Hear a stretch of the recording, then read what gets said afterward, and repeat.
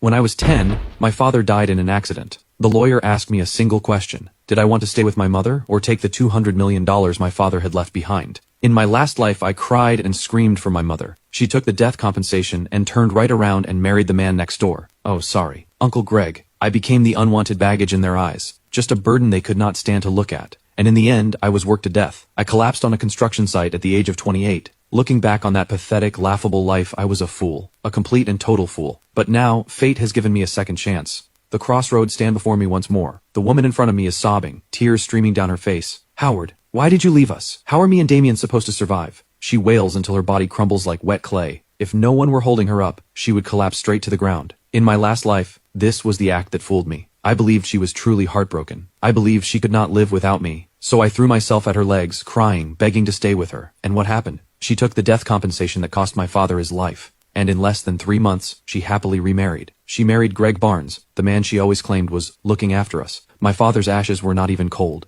That man moved into our home. He slept in the bed my father used to sleep in. And I became the extra one, the eyesore, the child who should not exist. Greg had a son 2 years older than me, who treated me like a thorn in his eye. To win the stepson's favor, my mother Linda either beat me or screamed at me. Day after day, without mercy. The money my father left became their family's ticket to enjoying. It even paid for my stepbrother's girls and his showing off. Meanwhile, I had to scavenge trash just to pay my tuition. I was kicked out before I even finished high school, sent off to work. All under the noble excuse that a boy should learn independence early. I hauled bricks on construction sites for 10 straight years, and in the end, my body gave out. I fell headfirst onto a pile of burning hot steel rods, and I never woke up again. But now, I am reborn. Linda wraps her arms around me. Damien, don't be scared. Mommy will take such good care of you from now on. Her face is smeared with tears and snot, but deep in her eyes something is hiding. Hidden so well everyone almost cannot see it. Urgency, greed. Seeing this, I do not cry the way I did last time. I just watch her perform quietly and coldly. Then my father's best friend walks over. It is also his lawyer too, Uncle Walter, who sighs and pats my shoulder. He then reaches into his briefcase and pulls out a document. Linda, Damien, this is the will Howard left behind. He thought of everything. There is an unusual heaviness in Uncle Walter's voice. Howard prepared for every situation. Under his name is a fortune of $200 million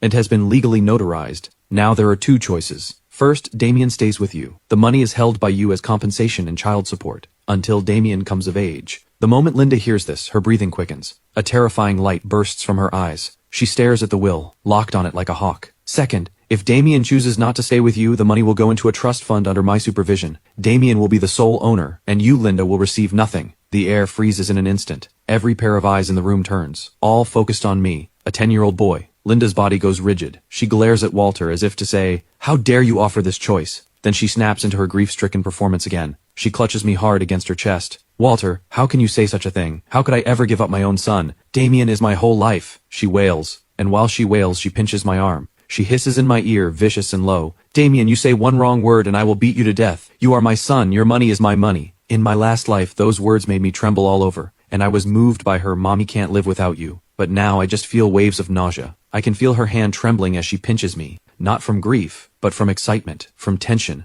200 million. She has never seen that kind of money in her entire life. She is already fantasizing about life after the cash, fantasizing about her perfect future with Greg. Slowly, inch by inch, I pull myself away, out of her suffocating embrace. Once I am free, I lift my head. I meet Walter's stunned eyes. Word by word, clear as crystal, I speak. "Uncle Walter, I choose the second option. I choose the 200 million. The entire funeral hall falls into dead silence. Everyone could hear a pin drop. They are frozen, like someone pressed pause, staring at me with mouths hanging open. The grief on Linda's face freezes instantly. Then it cracks, piece by piece, until it twists into raw, vicious fury. Linda shrieks, "Damien, what did you just say?" Her voice is sharp enough to pierce eardrums. Calmly, I say it again. Not loud, but every word drives in like a nail. I said, "I don't want you. I want the money." Linda screams, "Are you insane? You ungrateful brat? I am your mother." Linda completely loses control. She lunges at me like a madwoman. Her hand raises to strike my face, but her wrist is caught by a large hand. The hand belongs to Walter, whose face is iron cold. "Linda, please calm yourself. This is Howard's funeral hall, and this was Damien's own choice. What does a child know? You must have put him up to this." Walter throws her hand off in disgust. "I will say it one more time. This is Howard's will. It has full legal effect. Since Damien has made his choice, I will begin the legal procedures immediately. From this moment on, you are no longer his legal guardian." Linda is utterly stunned. She stares at me, her eyes full of venom, like she is looking at a mortal enemy. She probably cannot understand how her timid, obedient son could suddenly become this cold and strange. I do not bother with her. I walk over to Walter. and tug at his sleeve. Uncle Walter, did my dad already know? Hearing my words, Walter's body jolts hard. He crouches down and looks into my eyes. After a long pause, he nods, full of sorrow. Your dad was a brilliant man. He loved you so much. That one sentence turns my eyes red. Yes, my dad was so sharp. How could he not have seen Linda for what she was? He just wanted me to have a whole family. So he endured it in silence, until he was diagnosed with a terminal illness and his time ran short. Only then did he pave this escape route for me. The me of the last life was so stupid. With my own hands I destroyed the last gift of my father's love. This time, I will not be wrong. I choose the 200 million. In the end, the relatives drag Linda away. The hateful look in her eyes as she leaves is carved into my memory forever. But I do not care, not even a little. The moment I made my choice, the bond between us was severed. All that remains is hatred. Walter becomes my new guardian. He is an honest, reliable man. After my father's funeral, Walter takes me home to live with him. He shows me a long investment list. Projects my dad researched with him before he died. But I flip straight to the last page. Uncle Walter, sell everything on the front pages. Walter is shocked. Damien, these are all blue chip stocks. Your father handpicked them. They are incredibly stable. I shake my head. Too slow. I extend my finger. I point to the list. To a few unremarkable names. Put everything into these companies. Walter frowns. Penglo Tech, Skytrade Holdings. What are these companies? I have never even heard of them. Damien, investing is not a game. Uncle Walter, do you trust my dad? He freezes for a moment. Of course I do. He nods. Then trust me this once, my dad told me in a dream. It is the lamest excuse I can come up with. But Walter looks into my eyes that are far too calm and mature for a 10-year-old child. And somehow, against all reason, he nods. What he does not know is this. The names I just pointed to will shake the entire world over the next 10 years. They will become the most massive business empires on the planet. And I will be the most mysterious shareholder behind them all. With everything arranged, I finally relax. I set myself a brand new life goal. Take it easy. Yes, just coast through life. Last lifetime, I worked myself to death. This lifetime, I am going to live in comfort. I have Walter find me the best private school. Not to grind out studies, just because the environment is nice, and the cafeteria food is good. I start hitting the gym. Not for any reason other than that I can have an 8-pack and chiseled abs someday. And clothes look good on me. I start studying the 8 great cuisines of China. I learn to brew my own wine. Not to become a chef, just to satisfy my own appetite. I dump every troublesome matter onto Walter. Later I dump them onto the professional team Walter helps me build. The man leading the team is named Marcus. A Wall Street elite I poached with triple the salary. I have only one rule for him. Do not bother me. Handle your own problems. If you cannot handle it, let it go bankrupt. Marcus looked at me back then like I was the village idiot heir blowing through the family fortune. But he carried out my orders faithfully. So my life becomes this. Boss, Penglo Tech's stock just tripled again. We made 5 billion. Got it. Don't bother me. I am studying recipes. Boss, Skytrade Holdings is about to go public. Our original shares are projected to break 100 billion. Got it. Now come look at this new batch of rice wine I brewed. Boss, that piece of land you bought on a whim last time. The government is turning it into the new central business district. Its value just shot up 100 times. Marcus gradually gets used to my slacker mode. He even starts filtering out for me the unimportant billion-dollar deals. And I just keep going further down the path of taking it easy. The wealth under my name snowballs like crazy. But I am numb to the numbers. I'm only interested in how to make my life more comfortable. I become a mysterious legend in the top billionaire circles. Nobody knows who I am. All they know is there is a mysterious Mr. Vance, wealthier than nations, a ghost no one ever sees. Until the year I turn 18. A woman appears, shattering my peaceful, easy life. Vivian Sinclair, my former fiancée. My engagement with Vivian Sinclair was a childhood arrangement made by our grandfathers. After my dad died, our family fell from grace, and nobody mentioned the engagement again. But no one expected that the fortune my dad left would ferment over 10 years into a massive business empire. Even though I deliberately kept a low profile, the Vance family's return to power caught the Sinclair family's attention. So on the day of my 18th birthday, old Mr. Sinclair brought his precious granddaughter to my door himself, under the noble pretext of honoring the original engagement. The first time I see Vivian Sinclair is in Walter's living room. She wears a tailored white suit dress. Her long hair is pulled back without a single strand out of place. Her makeup is subtle and precise. She is beautiful, certainly, but she is also like an iceberg, radiating a chill that says stay away. She is the textbook image of a powerful woman, groomed as the family heir, rational, strong, calm. Rumor has it she had a double doctorate by 20, took over the family business at 22, ruthless in her methods. Even seasoned business sharks fear her. In her world there is only career, profit, and data. Emotions are the most useless weakness in her view. Damien, right? She sits across from me, legs crossed. Her eyes scan me up and down like an x-ray, filled with open scrutiny and contempt. I just came back from the gym wearing loose workout clothes. My hair is still damp with sweat. I lazily grunt a response, lean back on the sofa, grab an apple, and start chewing on it. My attitude clearly displeases her. Her brow furrows. I hear you stopped studying after high school. Yep, school was too tiring. So what do you do now? Work out, cook, brew wine, figure out how to lounge around more comfortably. I tell her the honest truth. The corner of Vivian's mouth curls into a mocking arc. So you are just a trust fund brat with nothing to do. You could put it that way. I shrug, unbothered. She lets out a cold laugh. Her eyes fill with deeper contempt. Damien, let's cut to the chase. This engagement was a joke between our grandfathers. It cannot be taken seriously. My husband must be a man who can stand at my side as an equal, not a useless slob who only eats, drinks, and plays. So, I look at her with interest. So I want you to go to my grandfather yourself and tell him to call off the engagement. She speaks like she is giving an order. As compensation I can give you a sum of money, or I can arrange a cushy position for you at our company. I almost spit out the apple in my mouth. Give me money? Arrange a position for me? How ridiculous. The Sinclair group she is so proud of is not even a rounding error of my wealth in my eyes. I look at her arrogant face. Suddenly, I find this funny. In my last life, I did not even have the standing to meet her. This life, she sits across from me, offering charity. I wipe my mouth and smile sweetly. Sure. Vivian pauses, surprised I agreed so easily. What kind of compensation do you want? She returns to her cold face. I don't want money. I don't want a job either. I stand up and walk over to her. I lean down close to her ear. She instinctively wants to lean back, but her body freezes. I can smell the cold perfume on her skin. I lower my voice. At a volume only the two of us can hear, I say, I want you to go to your grandfather yourself and tell him you are not worthy of me. Vivian's pupils contract sharply. She has probably never heard anything that arrogant in her entire life. She shoves me away and stands up. Her pretty face flushes red with rage. Damien, don't push it. Push it? Respect is earned. It is not handed to you. I sit back down on the sofa and cross my legs. Miss Sinclair, you look down on me first, isn't that right? She glares down at me. What can people like you do besides being born into money? Idle all day. Just drifting around waiting to die. What is the difference between you and a parasite? The difference is, I am happy. I spread my hands. My life. My call. Not like some people, living like a precision machine, calculating profit and loss on every emotion. My words clearly strike a nerve. Her face pales. She clenches her fists. We are not on the same path. I will go and cancel the engagement. From this day forward, we have nothing to do with each other. She turns and walks out without looking back. That proud silhouette is like a defeated swan that refuses to bow its head.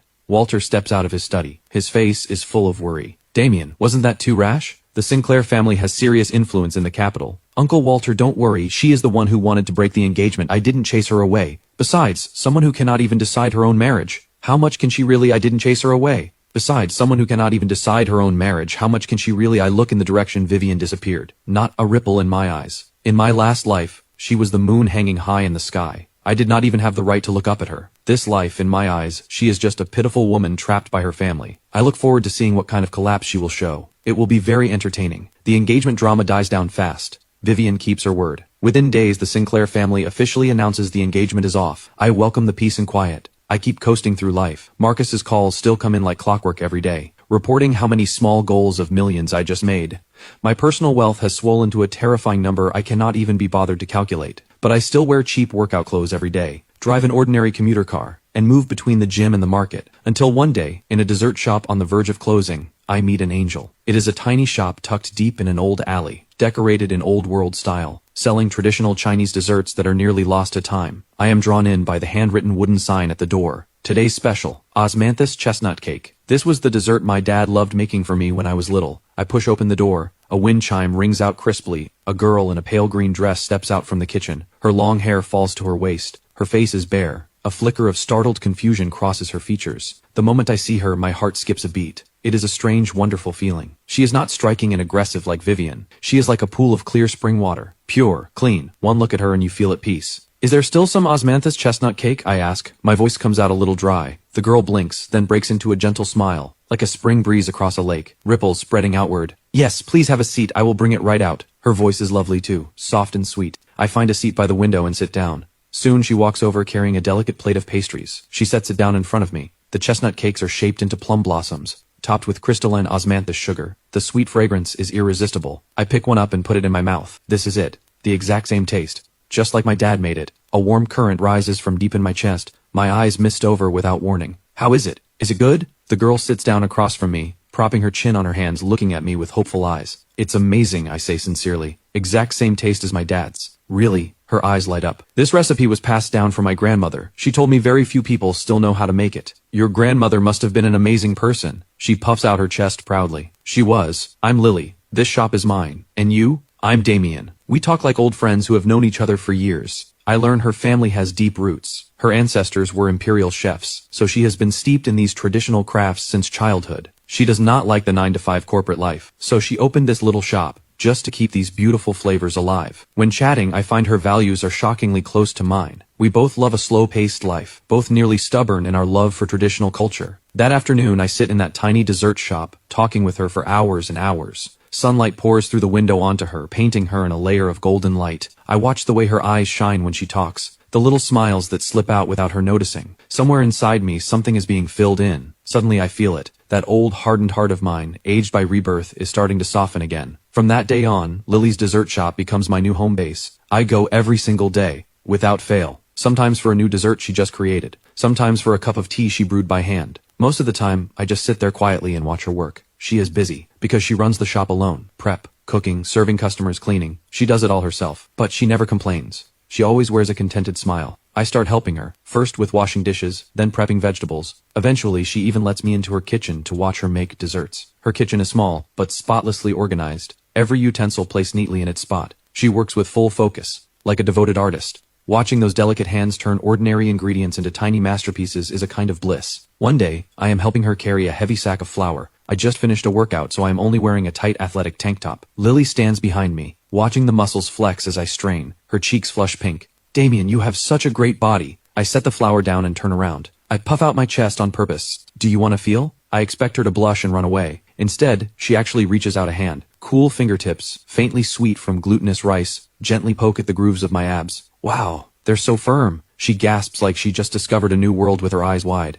My whole body tightens instantly. A wave of heat shoots from my belly straight to my head. I have lived 2 lifetimes, and this is the first time a girl has ever teased me like this. Looking at her innocent, curious face, I do not know whether to laugh or cry. I catch her mischievous hand. Her hand is so soft, like there are no bones in it. I lower my voice and lean close to her ear. Her face flushes scarlet in an instant, like a ripe apple. She yanks her hand back, spins around, and bolts out of the kitchen. I watch her fleeing back. I cannot help but laugh. This girl is just too cute. Our relationship warms a little more each day. We have endless things to talk about. Food, wine, opera. I discover she is a treasure trove, always surprising me with something new. She can play the Chinese zither and paints ink wash paintings. She even makes her own rouge. She is like a noble lady who walked straight out of ancient times, radiating classical grace from head to toe. When I am with her, the whole world slows down, becomes quiet and beautiful. My heart, which only wanted to coast, starts to stir. I start looking forward to seeing her every day. Looking forward to her smile. Looking forward to bickering with her. Looking forward to the small, unconscious things she does. I even start thinking, if every day from now on had her by my side, that might not be so bad. I give her dessert shop a personal nickname, the Royal Kitchen, and she gives me a nickname too,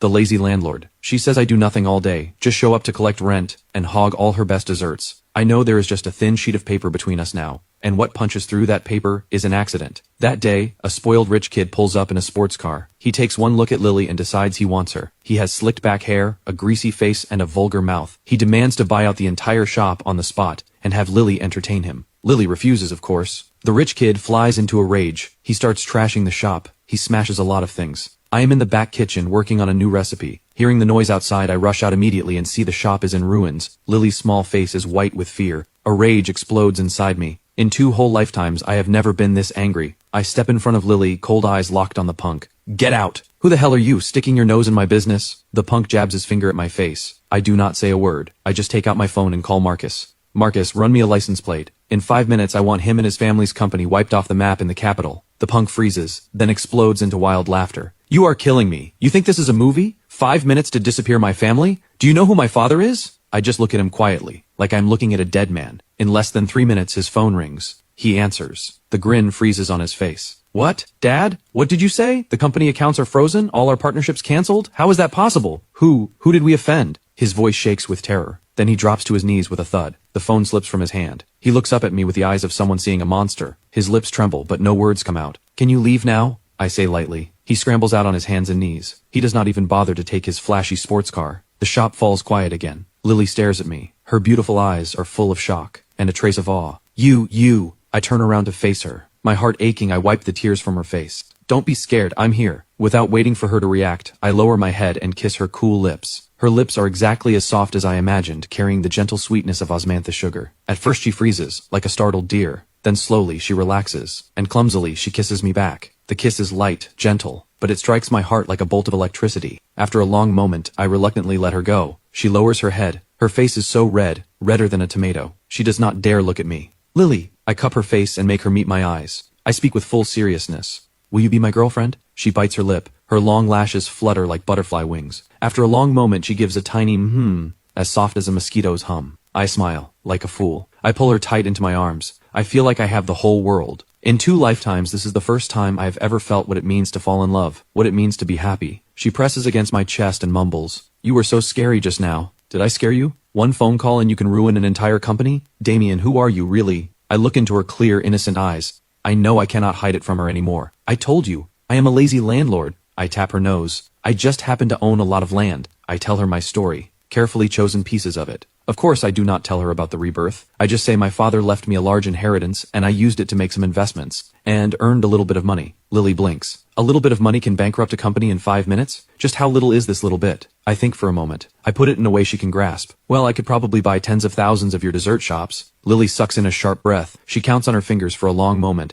Then she looks at me, completely stunned. "You are a 100-billionaire? I nod. She falls silent. My heart wavers. I am afraid she will pull away because of the enormous gap between our worlds. But after a long silence, she suddenly lifts her head. Serious face. "Damien, listen carefully. From now on, your money is my money, and my money is still my money." I stare for a beat, then burst out laughing. I scoop her up and spin her in circles. "Whatever you say, head of my royal kitchen." She is dizzy from the spinning. She can only hold onto my neck, laughing like silver bells. I know I have not chosen wrong. Lily loves me for who I am, not the glitter that comes with me. After being with Lily, my easy life becomes full of color. We invent new desserts together, brew new wine together. She drags me through the morning markets, arguing with vendors over a penny until her face turns red. I take her to Michelin 3-star restaurants so she can taste flavors from around the world. She loves to touch my abs, says they feel great, like a washboard. I love the look in her eyes when she gets emotional, and I love watching her cheeks flush pink with shyness. We are sweet and clingy, like any couple in love. Marcus says he is going to die from the lovey-dovey display every single day. "Boss, this is the Universal Holdings acquisition deal. You need to sign it." "Just leave it there. I am making Lily a rock sugar pear soup first." "Boss, this is a dinner invitation from European royalty. Decline it. I am taking Lily to see a movie." "Boss, Ms. Sinclair from the Sinclair Group wants to meet with you. She wants to discuss a deal." When Marcus says Ms. Sinclair, he glances at me carefully. My hand pauses. Vivian Sinclair. I have not heard that name in a long time. I say lightly, "What does she want with me?" Marcus explains, "The Sinclair Group is having cash flow problems. They need a major investment urgently. They heard about Vance Capital and want to seek a partnership with us." Vance Capital is the investment firm I had Marcus set up, the smallest, most invisible corner of my massive business empire. But even that small corner is a giant the Sinclair Group must look up to. How the tables have turned. The arrogant Ice Queen CEO, who once said I was not worthy of her, now has to come begging me for investment. The corner of my mouth lifts into an amused smile. Tell her, if she wants to talk, she comes to my royal kitchen herself. The royal kitchen? The dessert shop? Marcus looks lost. Tell her to bring her proposal. I want to see how sincere she is. I really want to see what kind of expression Vivian will have when she sees me with Lily. When she sees that the useless slob she once despised has become someone she must look up to. I am getting more and more excited. When Vivian arrives, I am in the back kitchen, making Lily's favorite crab roe soup dumplings. I am wearing a white chef's coat with an apron tied around my waist, flour still dusting my hands. Lily is wrapped around my waist from behind like a little cat, her chin resting on my shoulder, stealing bites of the crab roe I just steamed while ordering me around. "These pleats look ugly. Do it over." "Ah, the soup is going to leak out, you dummy." "This one passes." I, the head of the kitchen, approves. I let her be. Every so often I turn my head to kiss her cheek. The kitchen is full of the aroma of food, and the sweetness in the air between us. This is the moment Vivian pushes the door open. Today she wears a black business suit. Her hair is still swept up without a strand out of place. Her face shows exhaustion and anxiety, but she is still trying hard to maintain her Ice Queen CEO composure. When she sees the scene in front of her, her whole body turns to stone. In her wildest dreams, she could not have imagined that the legendary, untouchable, all-powerful boss behind Vance Capital would turn out to be the useless slob she once despised. And even more impossible to imagine, that this useless slob is right now wearing an apron in a tiny dessert shop kitchen, cooking food for a girl with his own hands, while that girl holds him intimately, in a posture that says, "He is mine."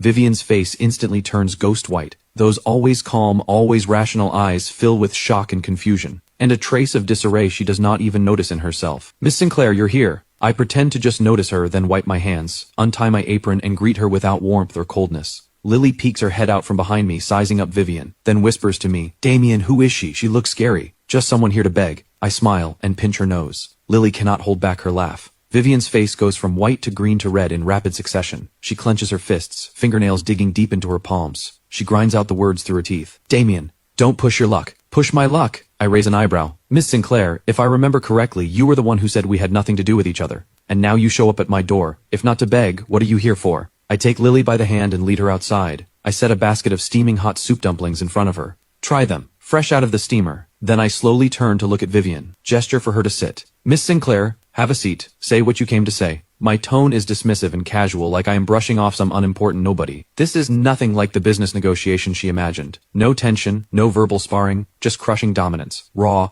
total, complete. Vivian takes a deep breath and forces herself to calm down. She pulls out a chair and sits across from me. She then takes a thick file out of her bag and pushes it toward me. Mr. Vance, this is the Sinclair Group's 5-year development plan, along with our financing proposal for this round. I am hoping. Stop! I raise my hand and cut her off. Miss Sinclair, I think you have something confused. What? Right now you are begging me. I am not begging you. I lean back in my chair and speak slowly. I have no interest in your plan. I only want to ask you one question. I point to Lily beside me, then point to myself. Do you think she and I are a good match? Vivian's body jolts hard. She looks at me, then at Lily beside me, who is nibbling on a soup dumpling with a happy little face. Her lips move, but no words come out. A good match? The question is like a dagger driven straight into her proud heart. The man before her is handsome, wealthy, powerful, yet willing to hold an ordinary girl's hand and sit at the stove for her. The tenderness in his eyes is a gentleness she has never seen. And that girl, though plainly dressed, has a clean smile, clear eyes, radiating the kind of happiness that comes from being completely loved. Together they look like a painting of peaceful, beautiful days. And her,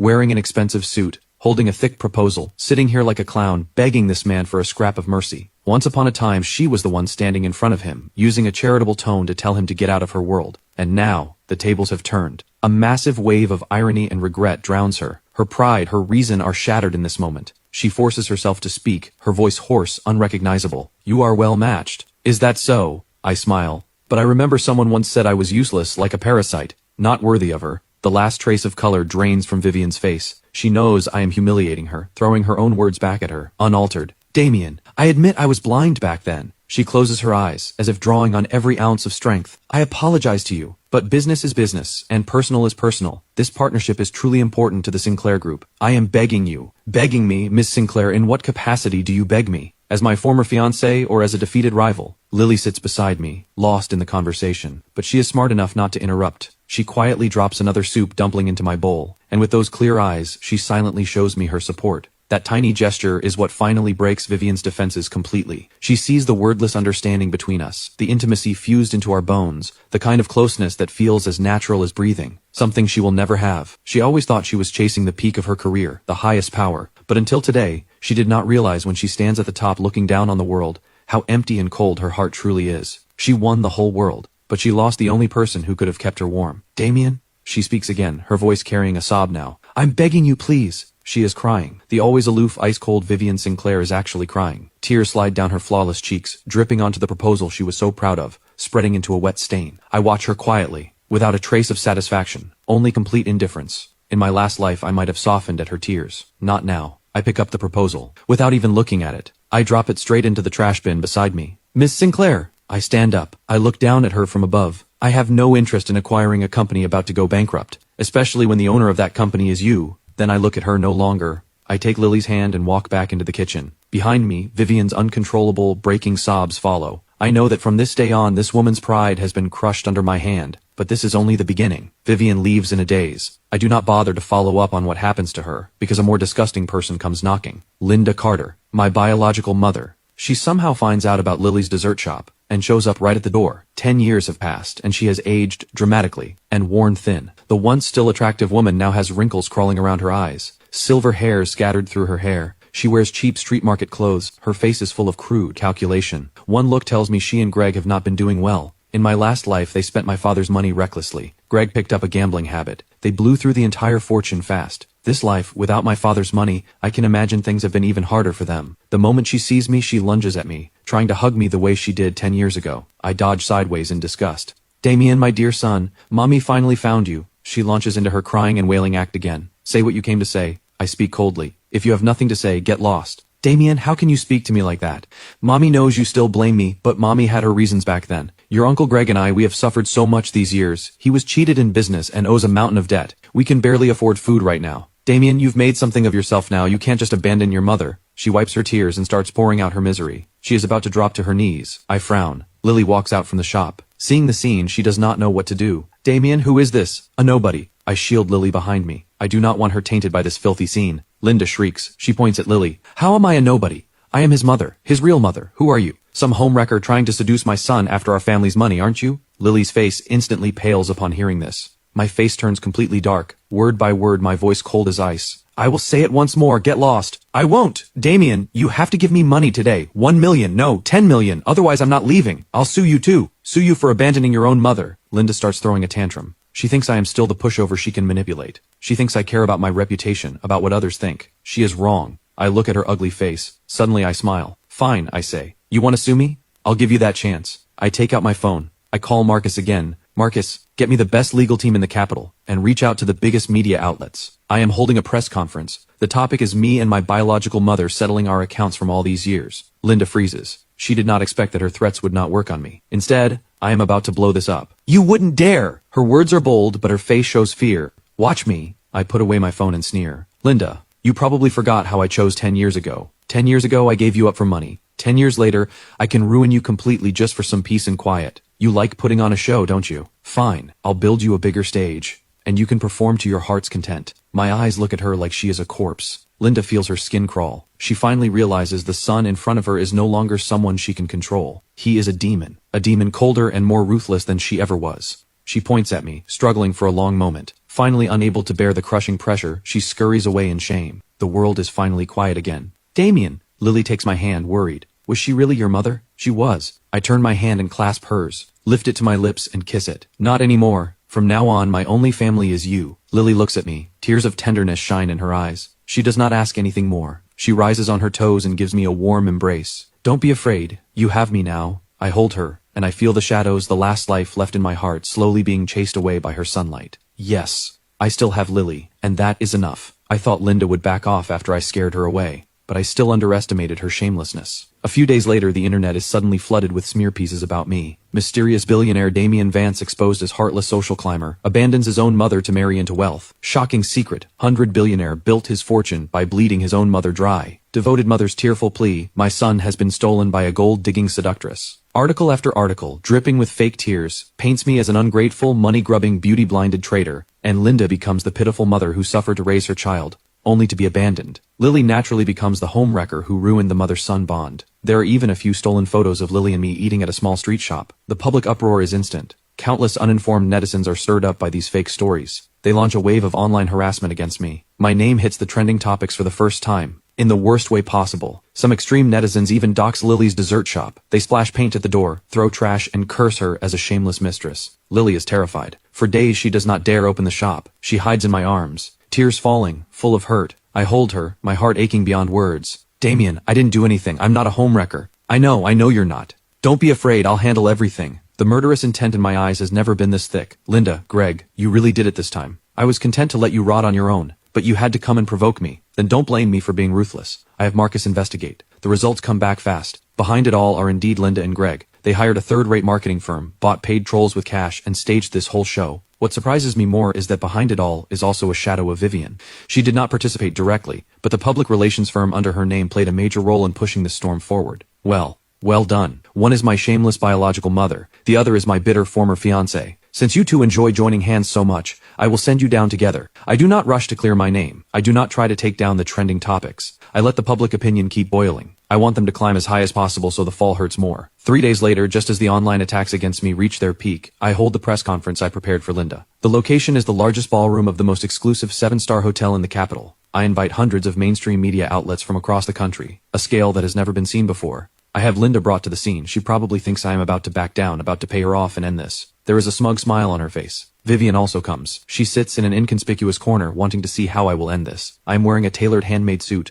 holding Lily's hand as we walk in. Lily looks a little nervous. Her palms are sweating. I give her a reassuring smile. The camera flashes go wild. I clear my throat. Facing the countless microphones and cameras, I speak my first sentence. Hello everyone, I am Damien Vance. I asked you all here today because I want to tell you a story about a choice. I tell them the story of when I was 10, exactly as it happened. From my father's will, to Linda's threats, to the choice I ultimately made. I tell it calmly, without a flicker of emotion, like I am narrating something that has nothing to do with me. But the entire room falls into dead silence. Every reporter is stunned. None of them expected the truth to be such an explosive reversal. Linda's face turns ghost white instantly. She tries to rush forward and argue, but is held down hard by the security I arranged. Of course, words alone prove nothing. I snap my fingers. The large screen behind me lights up. An audio recording begins to play. It is Linda's threat in my ear 10 years ago at the funeral hall. "You say one wrong word and I will beat you to death. You are my son. Your money is my money." The voice is crystal clear. I had Walter pull it from the recorder he used to carry on him. My father was suspicious by nature. Just in case, Walter recorded all the conversations from that day. He never imagined it would come in handy today. The moment the recording plays, the room erupts. Every camera flash turns toward Linda, whose face is now the color of ash. Linda screams wildly. "It's fake! It's synthesized!" I smile. "Fake? Then is this also fake?" The screen switches. A video begins to play. Less than a month after my father's death, Linda and Greg are at a high-end restaurant, raising glasses in celebration. "Linda, I told you, that kid is an idiot. He'll definitely choose you. He's the son I gave birth to, of course I know him. Once we get that 200 million, we'll travel around the world. Come on, a toast to our beautiful future." In the video, the two are laughing brilliantly, painfully bright. This footage I had Marcus recover using special means, from the restaurant's surveillance system, ironclad evidence. Linda can no longer deny anything. She collapses to the floor like a pile of mud. "It's not over yet," I say coldly. The screen keeps showing new evidence. Greg's gambling IOUs, records of them selling off my father's belongings, even testimony from neighbors about how they abused me as a child. One by one, piece by piece. Shocking and undeniable. The so-called devoted mother, the so-called hidden suffering, in the face of ironclad facts, becomes the biggest joke imaginable. The entire press conference becomes a public execution of Linda and Greg. And from start to finish, I am only a calm bystander. The screen freezes on a single document. Declaration of severance of mother-to-son relationship. I pick up the microphone.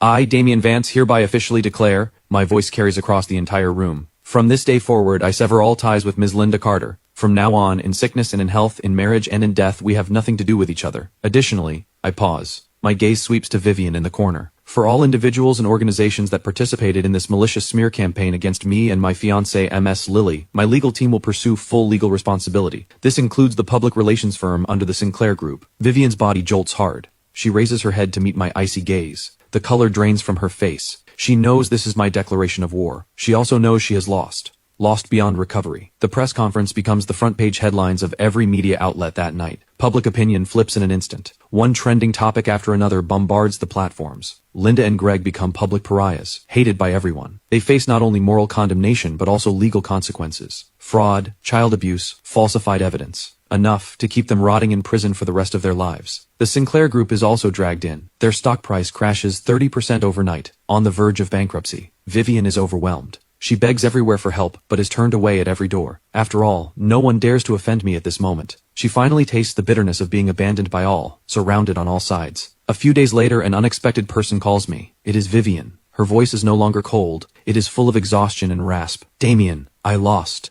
This is the first thing she says. "I am calling you, not to ask for mercy. I just want to ask one question. If back then I had not broken the engagement, would you have?" "No." I cut her off without hesitation. "Vivian, you never once stepped into my world. And you never could, because you never understood me. What you saw was only what you assumed. What you liked was only the strong man you imagined. And from the very beginning, all I ever wanted was to be an ordinary man cooking for the person he loves." A long silence on the other end of the line. Finally, just a soft sigh, the sound of a heart breaking. "I understand." I hang up. I know this woman will never come to bother me again in this life. Maybe she will rebuild her business empire in her own way. But her world will always be missing a piece called happiness. And I have long since found mine. I turn off my phone and walk back into the kitchen. Lily is wearing the cute teddy bear apron I bought her, humming a song, clumsily trying to fold dumplings. Flour smeared all over her face. Seeing me come in, she breaks into a huge smile. "Lazy landlord, come help! The head of your royal kitchen wants 3 delicacy dumplings today." Sunlight pours in through the window, lighting up her lovely face, so warm and beautiful. I walk over and hug her from behind.